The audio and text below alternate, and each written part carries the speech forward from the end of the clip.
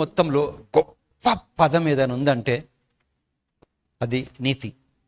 So తెలుగులో, ఇంగ్లీష్లో, can you close that, Bible మొత్తంలో పెద్ద మాట, గొప్ప మాట ఉందంటే అది నీతి.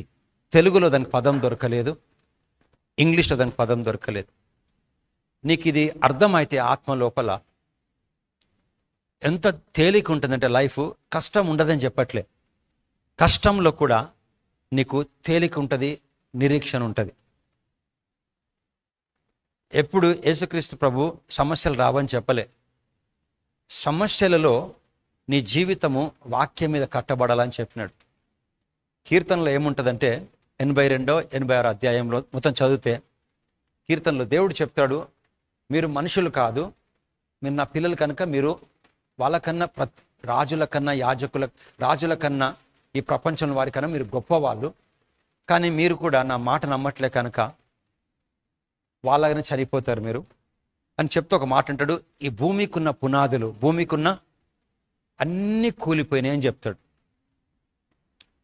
అంటే మా పిల్లల జీవితం ఎడ్యుకేషన్ మీద అవును, మేము డబ్బు పైన అవును, పెద్దరికం పైన ఓకే, బ్యాక్గ్రౌండ్ అన్ని ఫౌండేషన్స్ ఉండే, అన్నీ కూలిపోయినాయి. ఇప్పుడు ఒకటే ఒక education, medical, money, all foundations కూలిపోతాయి లాస్ట్ డేస్లో.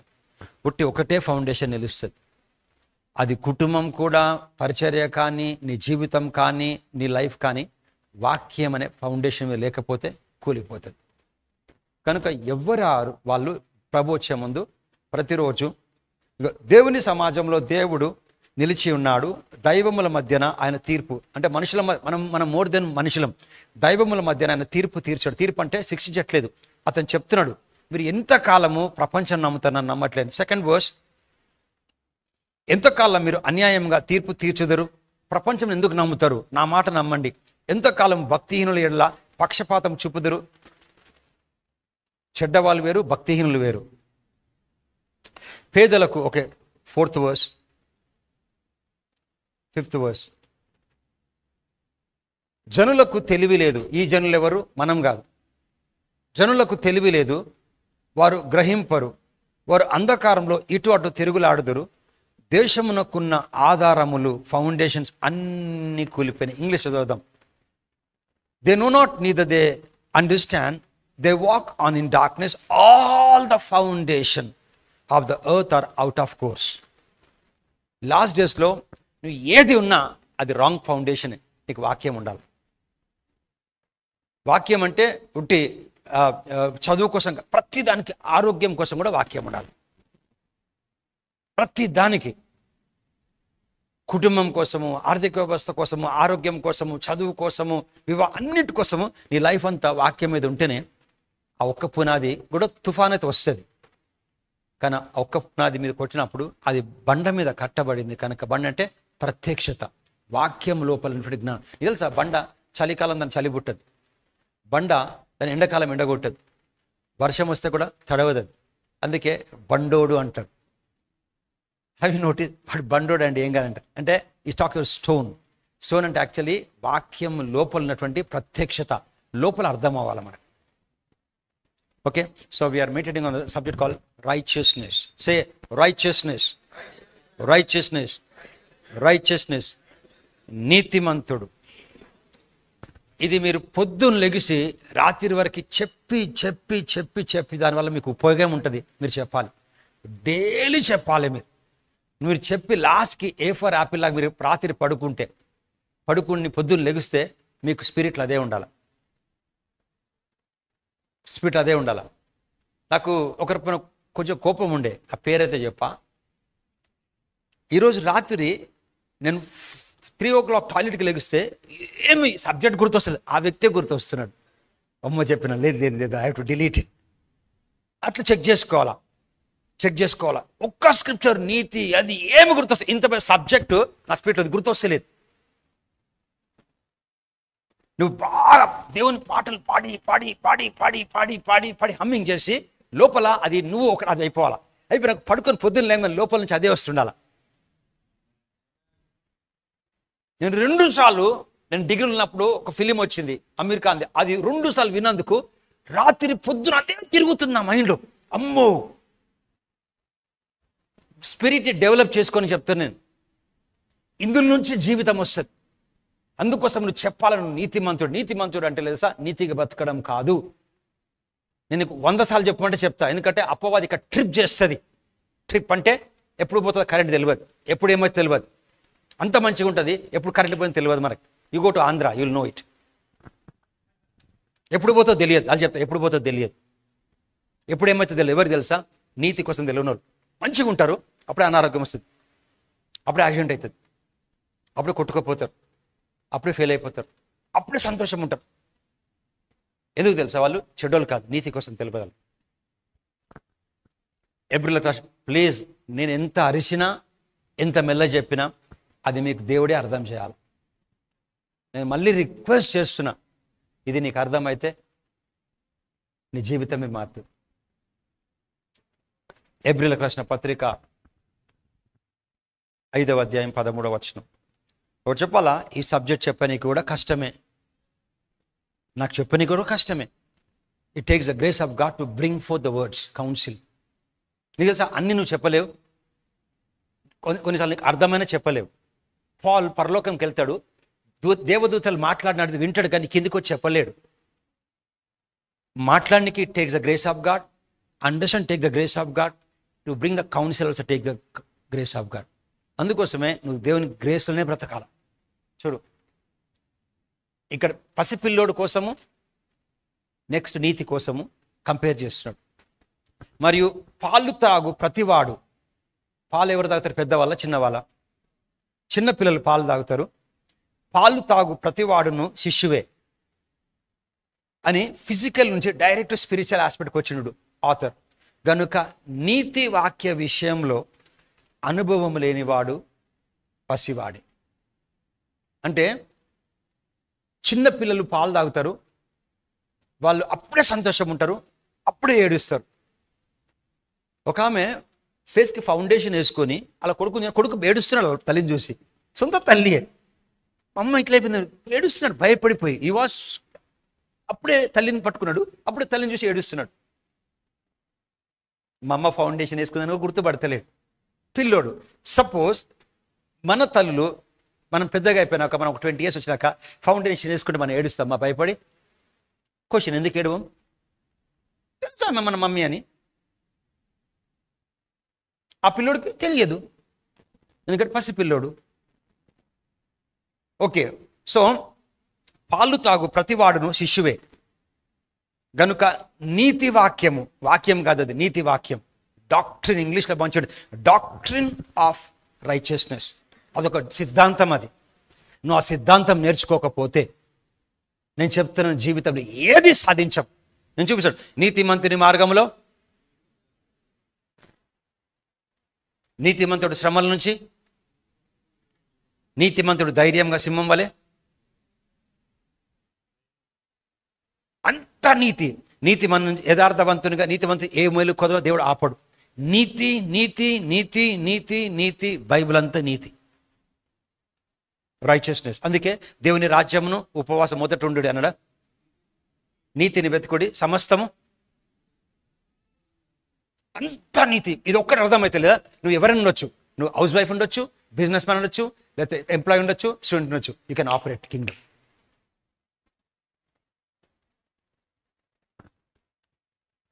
మరియు పాలు తాగు ప్రతివాడు శిష్యువే గనుక నీతి వాక్య విషయంలో అనుభవం లేకపోతే, వాక్యం తెలియడం కాదు, నీతి వాక్యం. You may be knowing faith, you may be knowing tights and offering, you may be knowing healing, you may be knowing అన్ని తెలుసు, కానీ నీతి తెలియకపోతే నువ్వు శిష్యువే. ఇంకా చిన్నపిల్లలు ఏం చేస్తారంటే అప్పుడే మంచిగా ఉంటారు, అప్పుడే గొడవ పడతారు, అప్పుడే ఏడుస్తారు, అప్పుడే సంతోషపడతారు, అప్పుడే దుఃఖపడతారు, అప్పుడే భయపడతారు, అప్పుడే ధైర్యంగా ఉంటారు. వాళ్ళు ఎప్పుడేమవుతారో తెలియదు. అందుకే ఏమంటాం, చిన్నపిల్లలాగా ఎందుకు చేస్తారంటాం. Why do you behave like a small children? So problem ఏంటంటే, శరీరంలో ఉన్న వాళ్ళు ఆటోమేటిక్గా ఇష్టం లేకుండా పెరుగుతాం. నువ్వు వద్దంటే కూడా శరీరంలో పెరుగుతాం, కానీ ఇంటలెక్చువల్ నాలెడ్జ్ కావాలంటే you have to be practicing. Sensual పర్సెప్షన్లో ఎదగాలంటే నువ్వు స్కూల్కి వెళ్ళాలా. అట్లాగే ఆత్మ విషయంలో కూడా నువ్వు తిరిగి జన్మించినాక చర్చికి రావచ్చు, బైబిల్ పట్టుకోనవచ్చు, ఉపవాసం ఉండొచ్చు, దశభాగం ఇవ్వచ్చు, కానీ నువ్వు స్పిరిచువల్గా ఎక్సర్సైజ్ చేయకపోతే నువ్వు నీతిలో ఎదగవు. నువ్వు 70 ఏళ్ళు ఉండొచ్చు, బట్ ఇంకా పసిబిడ్డవే.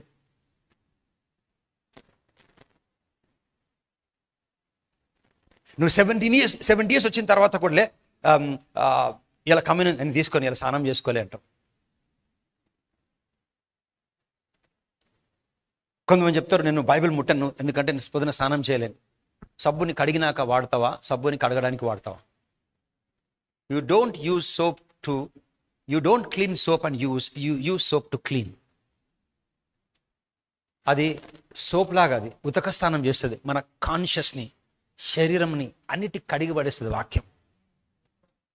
మీకు తెలుసా, ఏమైనా వచ్చినప్పుడు వాక్యం చదువుకోండి, నేను కడిగేస్తుంది, వాళ్ళ మీద ప్రేమ వచ్చేస్తుంది. తన మీద కోపం ఉందనుకో, నువ్వు 1 కొరింథీ 13 చదువు. ప్రేమ ప్రేమ ప్రేమ ప్రేమ ప్రేమ లోపల నుంచి నీకు లోపల కడిగేసి కాన్షియస్ని వాళ్ళ మీద ప్రేమ తీసుకొని వస్తుంది. సో మరియు పాలు తాగు ప్రతివాడు శిశువే గనుక నీతి వాక్య విషయంలో అనుభవం లేకపోతే వాడు అట్లా పిల్లోడే. 14th verse. వయసు వచ్చిన వారు, ఫిజికల్ వయసు వచ్చిన వాళ్ళు ఎట్లుంటారు? అభ్యాసము చేత మేలు కీడులను వివేచించకు సాధకము చేయబడిన జ్ఞానేంద్రియములను కలిగి ఉన్నారు. ఫిజికల్గా పెద్దోళ్ళు అంటే వాళ్ళు సెన్సెస్తోని ఇది మంచిది, ఇది చెడ్డది, ఇది తప్పు, ఇది తప్పు కాదు, ఇది కరెక్ట్ అని సెన్సెస్ని ట్యూన్ చేసుకుంటారు. సెన్సెస్ని అంతా ఇది కరెక్ట్, ఇది కాదు అని ఎట్లంటే మనము స్కూల్కి వెళ్ళిన తర్వాత అక్కడ మనకు ఆ సెన్షియల్ ఫ్యాకల్టీస్ని డెవలప్ చేసుకుంటాం. ఇది మంచి, ఇది ఎరుపు రంగు, ఇది తెలుపు రంగు. ఎట్లా తెలుసు మనకి?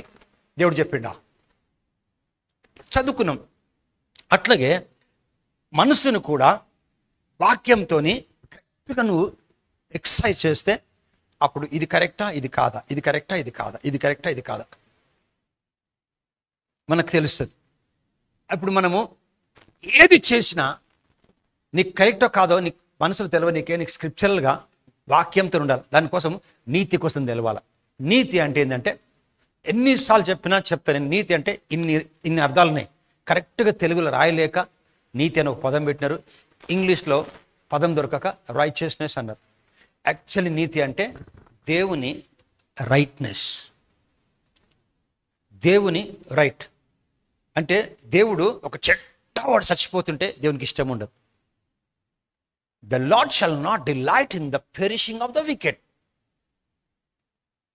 మనము ఒక అమ్మాయిని అక్కడ ఒక వెటర్నరీ డాక్టర్ని పాడు చేసి చంపేస్తుంటే వాళ్ళు చచ్చిపోతే మనం నిజంగా మంచిగా అయింది అన్నాం మనం అంతా. అవునా? వాళ్ళు మంచిగా చేసారు, వాళ్ళని షూట్ చేసి చంపేసారు, మనం కూడా మంచిగా అనుకున్నాం.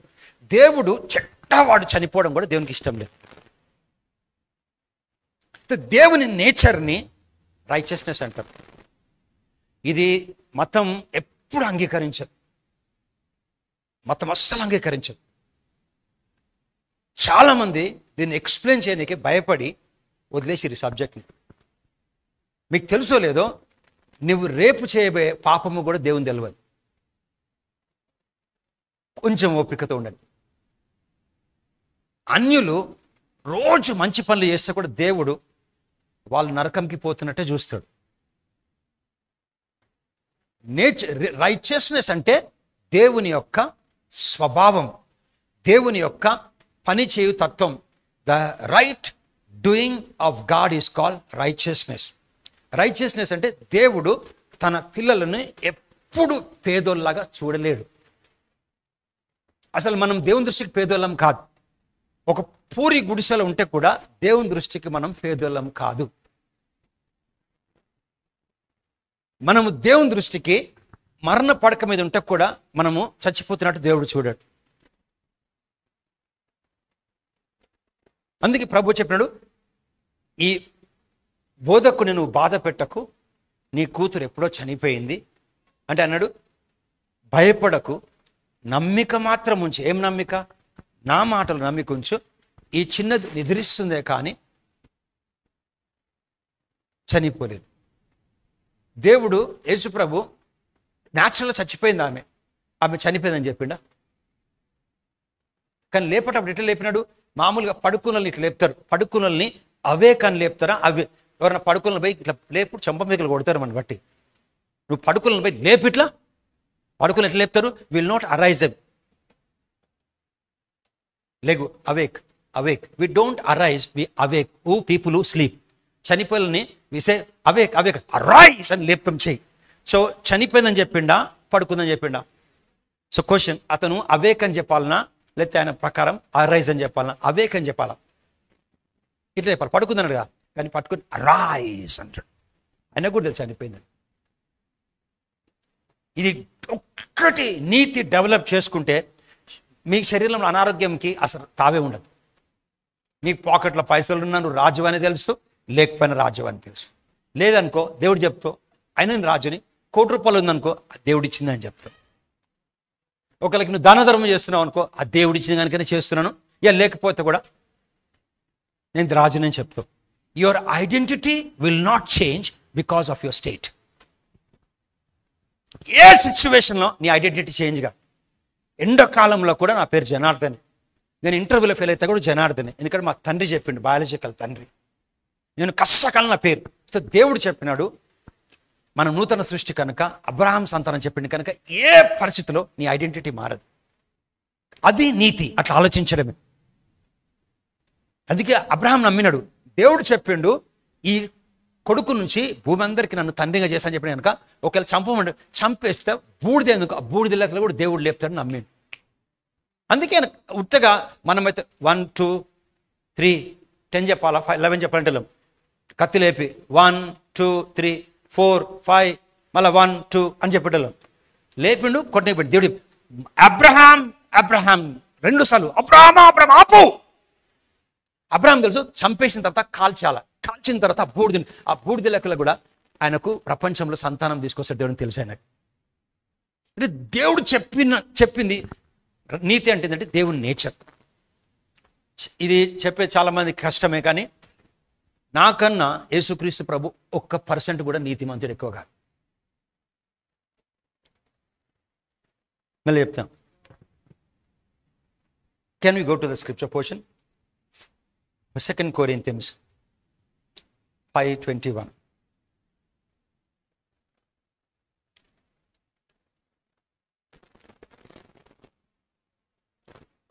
నువ్వు ఎంత తప్పులు చేసినా చేయమని చెప్పట్లే. ఎవరు చేయరో కూడా చెప్తాను, ఎవరు చేస్తారో కూడా చెప్తా. పసిపిల్లలు తప్పు చేస్తారు, పెద్దోళ్ళు చేయరు. లాస్ట్ వీక్ కూడా చెప్పిన, పసిపిల్లలు మట్టి తినొద్దు అంటే అంత మట్టి తింటారు. పెద్దోళ్ళకి చెప్పనక్కర్లే, వాళ్ళు తినమంటే కూడా తినరు. పసిపిల్లలు హ్యూమన్ బీయింగ్సే, పెద్దోళ్ళు హ్యూమన్ బీయింగ్సే. నీకు తెలుసా పుట్టిన తర్వాత ఎప్పుడు హ్యూమన్ బీయింగ్స్ అవుతారు మనుషులు? పుట్టిన వాళ్ళు ఎప్పుడు మానవులు అవుతారు? ఏ ఏజ్కి మానవులు అవుతారు? అబ్బా, పుట్టిన తర్వాత పిల్లలు ఎప్పుడు హ్యూమన్ బీయింగ్స్ అవుతారు? ఏ ఏజ్ వచ్చినాక? పుట్టిన వెంటనే. పుట్టిన పిల్లోడు 1 day ఏజ్ పిల్లోడు హ్యూమన్ బీయింగే, ఫుల్ హ్యూమన్ బీయింగ్. ఒక 80 ఏళ్ళ వ్యక్తి ఫుల్ హ్యూమన్ బీయింగ్. కానీ పుట్టిన పిల్లోడు కొంచెం పెద్దగా అయినాక మట్టి తినొద్దంటే తింటాడు, పెద్దోళ్ళు తినమంటే కూడా తినరు. ఇద్దరు హ్యూమన్ బీయింగ్స్. మేము పాపం చేస్తే కూడా పర్వాలే అని చెప్తలేను. ఒక టైం వచ్చాక నీ నీతి అర్థమైతే నువ్వు పాపం చేయబుదే కాదు, నువ్వు చెయ్యవు అంటావు. అందుకోసం అది అర్థం కావాలా. చాలా మందికి తెలియదు. అదే జనార్దన్ పాల్ చెప్పింది తప్పులు చేసుకోమని చెప్పలే. నేను చెప్తే బైబిల్ అంటది చిన్నపిల్లలారా మీరు పాపము చేయొద్దని ఈ సంగతులు మీకు చెప్తున్నా. అంటే పాపం చేయొద్దని చెప్తున్నా అంటే పాపం అవుతుంది మీతోని. అవుతుందా అవ్వట్లేదా? 1 యోహాను చిన్నపిల్లలారా మీరు పాపం చేయొద్దు, ప్లీజ్ పాపం చేయొద్దు, మీతో అవుతుంది చేయొద్దని ఈ మాట చెప్తున్నా మీకు అని చెప్పిండు. అక్కడికి వచ్చినాక పెద్దోళ్ళకి చెప్తున్నాడు, దేవుని మూలంగా పుట్టిన వారు పాపమే చేయరని చెప్పినారు. ఇక్కడ ఎదిగిన వాళ్ళకి చెప్తున్నాడు, ఇక్కడ పసిపిల్లలకి చెప్తున్నాడు. అప్పుడే దేవుళ్ళకి వచ్చినాడు. అదే మాట చెప్తుంది ఇక్కడ పాపం చేస్తారని, అదే దేవుని మాట చెప్తే ఇక్కడ పాపం అస్సలు చేయరని. Which is correct? Is the Bible contradicting? Not at all. So చిన్న పిల్లల కోసం చెప్తున్నారు, ఎదిగిన వాళ్ళ కోసం చెప్తున్నారు. ఎదిగిన వాళ్ళు అంటే నీతిలో ఎదగాల. నేను చెప్తున్నాను మీకు, నేను ఎంత చెప్పినా దేవుడు మీకు అర్థం చేయాలి. నాకు 27 ఏళ్ళు బట్టింది అర్థం కావడానికి. మీకు అట్లా పట్టనక్కర్లేదు. అర్థమైన తర్వాత లేదా ప్రతి ఎముక చక్కగా ఉంటుంది. అసలు నువ్వు నువ్వు నువ్వు నువ్వు ప్రపంచంలో నీకు ఎంత ఈజీ తెలుసా సమస్యలు ఓవర్కమ్ కావడానికి. ఎవరు మంచిగా ఉంటే నీ సంతోషిస్తావు. ఎందుకంటే ఒక మాట, ఎదురుడు మంచివాడు దేవునికి ఈర్షణ, అసూయన, కోపమా, సంతోషమా? నీకు అట్లా ఉంటుంది. When you understand righteousness. ఎందుకనగా మనము క్రిస్టియన్స్, మనము ఆయన యందు, ఆయన అంటే దేవుడు కాదు, క్రీస్తునందు. ఎందుకనగా మనము క్రీస్తునందు, క్రీస్తు అంటే క్రిస్టియన్ అయితే క్రీస్తునందు దేవుని నీతి. యేసుప్రభు అనేది దేవుని నీతి. యేసుప్రభుకే కాదు, నాకు కూడా ఇచ్చాడు, నీకు కూడా ఇచ్చినాడు. మనం ఆయన యందు దేవుడిది 90% నీతి అని ఉందా? దేవుని నీతి అగునట్లు పాపం ఎరుగని ఆయన మన కొరకు పాపంగా మార్చాడు.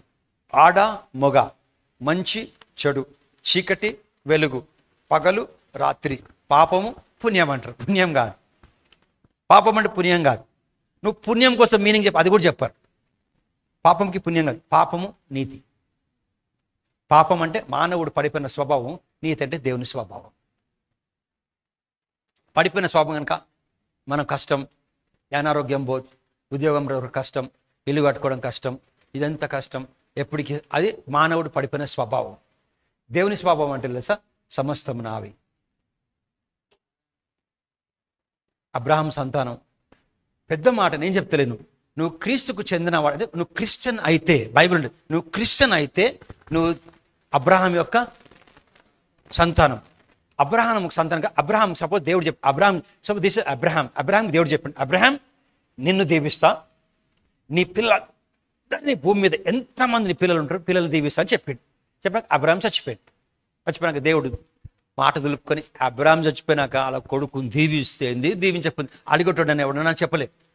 మనిషి చచ్చిపోయాడు కానీ దేవుడు చనిపోలే. దేవుని మాట. అబ్రహాం వెళ్ళిపోతే దేవుడు ఐజాక్ దగ్గరకు వచ్చినాడు. ఐజాక్ వచ్చి ఐజాక్ కరువులో వెళ్ళిపోదాం అనుకున్నాడు ఐగుప్తుకి తండ్రిలాగా. ఎందుకంటే తండ్రి కూడా అదే పాట పట్టినాడు. తండ్రి ఐగుప్తు నుంచి కరువు వచ్చినప్పుడు భార్యను తీసుకుని వెళ్ళిపోయి భార్యను చెల్లని చెప్పి తప్పించుకోండు. సో సేమ్ థింగ్ కొడుకుకు వచ్చింది. కొడుకు వస్తే అందుకు తెలుసా మా నాన్న గుండెపోటు నాకు వచ్చింది, రావద్దు. అబ్రహాంకు ఉండే ఐజాక్ కూడా చెప్పిండు నేను కూడా ఐగుప్తుకు పోతాను. దేవుడు బొమ్మని చెప్పిండా, పోదని చెప్పిండా? ఎందుకంటే ఒక్కసారి మనం తిరిగి జన్మించినాక మన పితరులకు గుండెపోటు మనకు రాదు. ఎందుకంటే మన లైఫ్ వేరు. So when Abraham went to Egypt, even Isaac was about to go to Egypt. కాదు, don't go stay in Gerar, ఇక్కడే ఉండు, కరువు ఉంది, ఇక్కడ విత్తనం వేసిండు. విత్తనం వేస్తే రాజు కన్నా గొప్పోడే. ఎందుకు ఐజాక్ని దీవించాలి దేవుడు? దీవించకపోతే దేవుడు అబద్ధికుడు అయిపోతాడు. దేవుడు ఎందుకంటే ఎవరికి మాట ఇచ్చినాడు?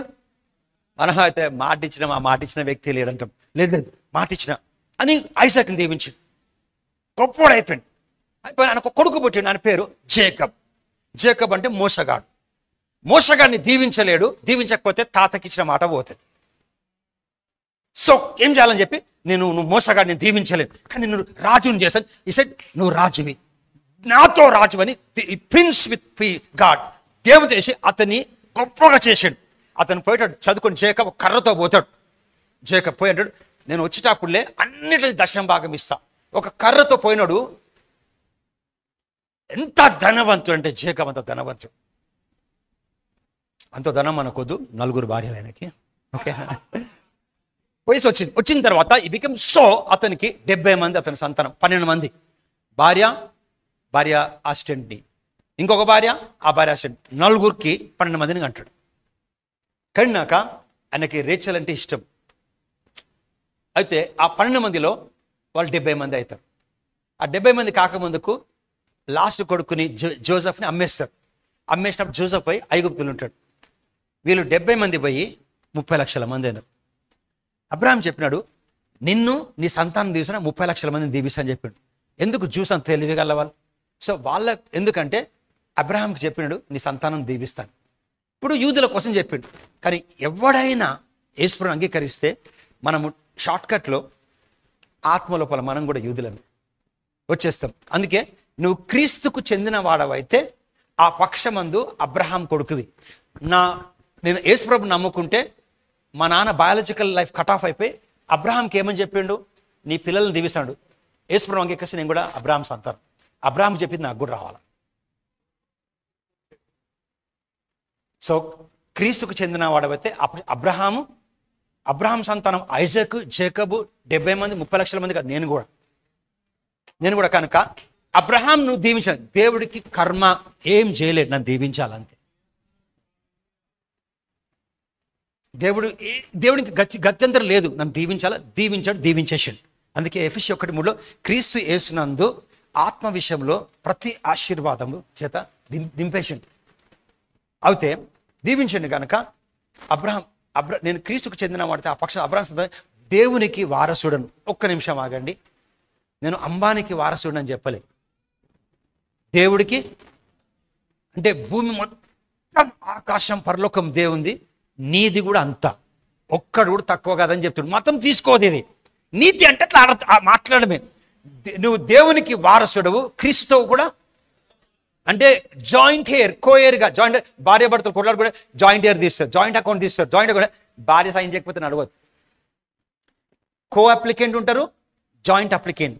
కో అప్లికెంట్ అంటే ప్రాబ్లం లేదు, జాయింట్ అప్లికెంట్ తెలుసా, భార్య భర్తలు ఇద్దరు కలిసి సైన్ చేయాలా. భార్య సైన్ చేయకపోతే భర్తకు రాదు, భర్త చేయకపోతే. So I'm not co air with Jesus, I'm joint air. So question, నీకు అనారోగ్యం వచ్చింది అనుకో, నువ్వు చెప్పాలి యేసు ప్రభుకి వస్తుందా, రాదు కనుక నాకు రాదని చెప్తే అది నీతి.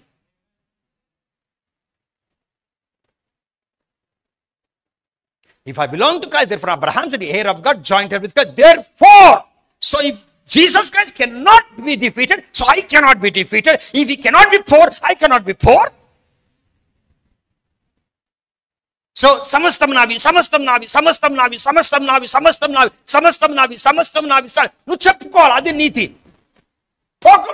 సమస్తం నావి, సమస్తం నావి, సమస్తం నావి, సమస్తం నావి. ఏమైంది నీకంట చెప్పుకోవాలా.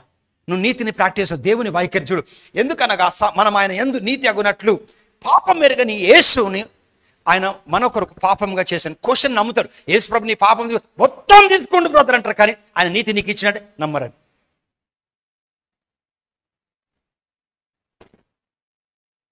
దేవుని వైఖరి రక్షించబడ్డప్పుడు నువ్వు స్కూల్ పిల్లలు అడుగు, పాస్ అయిన మమ్మీ అంటే ఏమని ఇచ్చినాడు, ఏమీ ఇవ్వలేను, ఇచ్చాడు ప్రోగ్రెస్ రిపోర్ట్.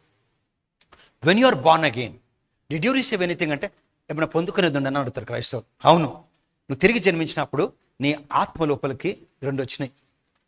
ఒకటి దేవుని జీవం, దేవుని లైఫ్ నీ లోపలికి వచ్చింది. నువ్వు తల్లి ద్వారా పుట్టినప్పుడు తండ్రి లైఫ్ ఉండేది. ఒకసారి వాక్యం ద్వారా పుట్టినప్పుడు వాక్యం లైఫ్ నీలో ఉంటుంది.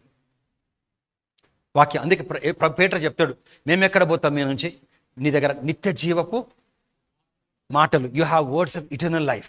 సో ఆ నిత్య జీవ మాటతోని తిరిగి జన్మించినాం మనం, మాటతోని. అందుకోసమే తండ్రిది యొక్క బీజంని, స్పర్మ్ని బీజం అంటారు, వాక్యంని కూడా బీజం అంటారు. అది తండ్రి బీజంతోని క్షయమైన జీవితం చచ్చిపోవాలా, దేవుని యొక్క వాక్యమైన బీజంతోని శాశ్వతమైన జీవితం.